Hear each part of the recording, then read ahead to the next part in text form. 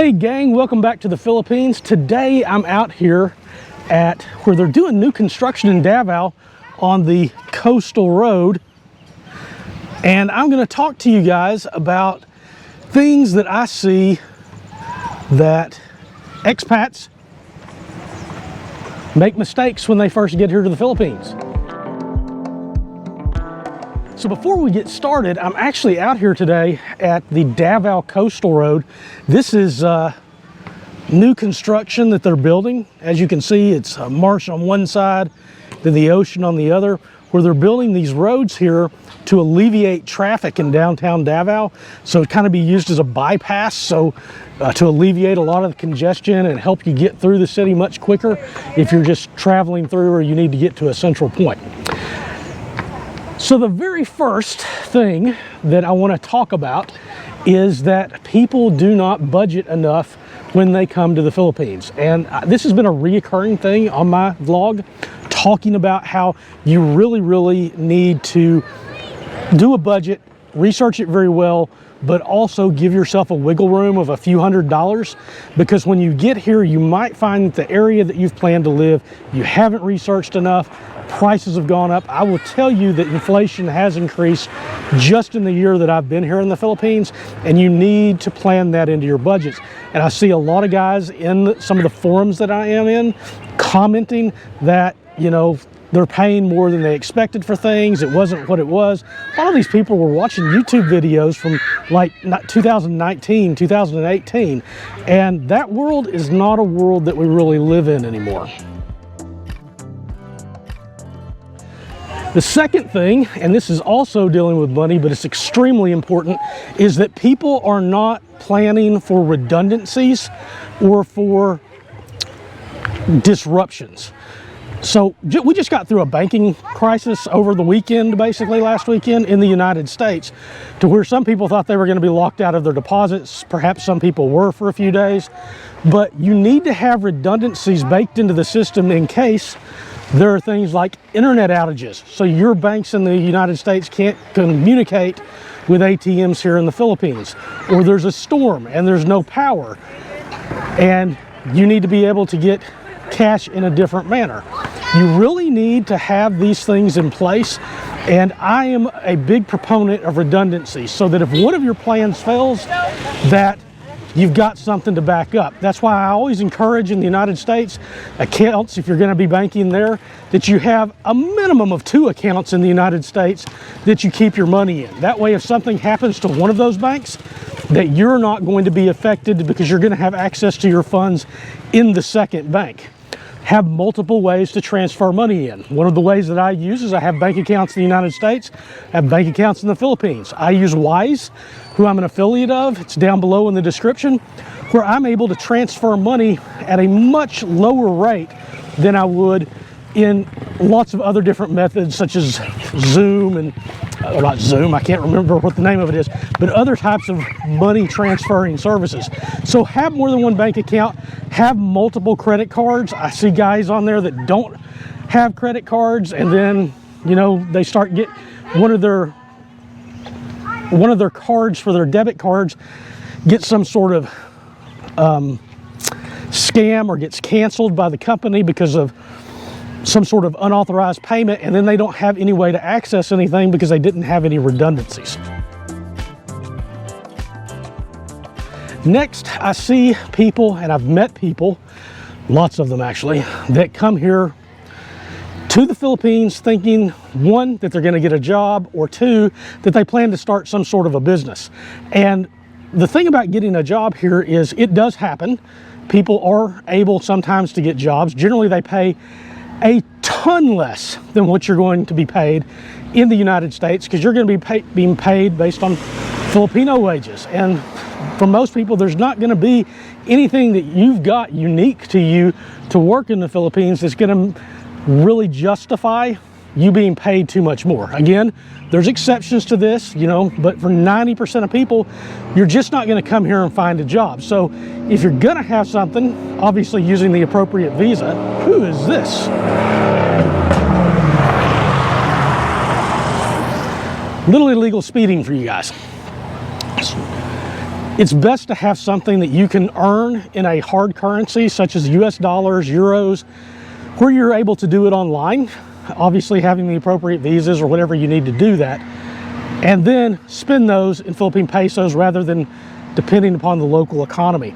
The other thing to that point is businesses. And I see people who come here, think they're going to do businesses and, you know, compete with locals and make money.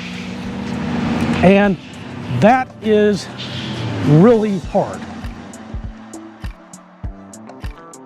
So some of the common ones that I see is people think they're going to be farmers, they're going to establish a piggery, they're going to be doing fishing cages or fish ponds, different types of businesses like that, sometimes transportation industry. And they're coming from a profession that has nothing to do with what they're getting into.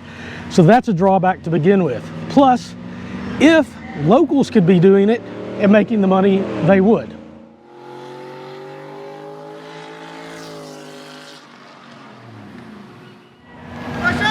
Seriously, illegal drag racing or something. I don't know what is up with that. In the United States, for example, after 1 year, almost 20% of businesses, so 1 in 5, don't even make it through that first year.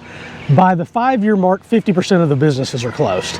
So even in the United States, opening up a new business is a challenge, but coming to the Philippines, a country that you don't know, you're not familiar with what works here and what doesn't, is a really even more uphill battle.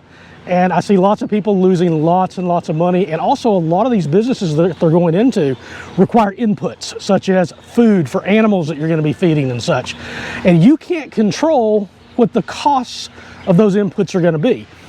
You know, there's a phosphate crisis that's getting ready to come up, which is what they have to have rice, so to grow rice. So that's something that, you know, you can't control if China cuts off their phosphate exports, which they did a few years ago when they were having a swine flu crisis. So overall, I feel that for most people, it's a bad idea. I know people personally who have made decent money with businesses, but they are like the 10%. They're not the 90% of people that come here and end up losing a lot of money on these businesses. Coming to the Philippines and expecting the Filipinos or the Philippines to adapt to you rather than to you adapt to the local culture and how it works here, because that's just not going to happen. If you come here and want to try to make it like your home where you came from, first of all, it's not going to happen. But second of all, when you find out it's not going to happen and when things start upsetting you because it's not working the way it did at home, then people tend to get upset and grumpy and disillusioned with the place.